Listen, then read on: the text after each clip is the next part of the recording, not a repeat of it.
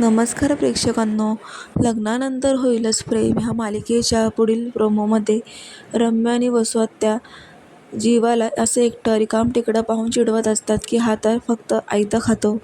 जीवासारखं आयुष्य पाहिजे सगळ्यांचं रिकाम टेकडं. तेव्हा आता नंदिनी त्या दोघींचंही बोलणं ऐकते आणि त्यांना जाब विचारायला पुढे जात असताना जीवा तिचा हात धरतो.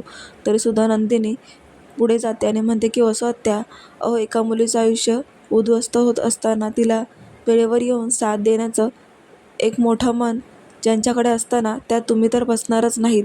तुम्ही तर फक्त आमचं आयुष्य उद्ध्वस्त केलं आहेत आणि ज्यांची लायकी नाही आहे त्यांनी आमच्यामध्ये पडूसुद्धा नाही, असं बोलून एकदम जीवाची बाजू घेतलेली असते.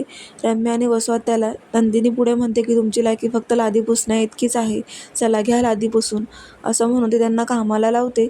पण इकडे मात्र वेळेवर नंदिनी आल्याने आणि जीवाची बाजू घेतल्यामुळे तो आता अचानक तिच्याकडे पाहू लागतो. एक प्रकारे तो तिच्या प्रेमातच पडलाय.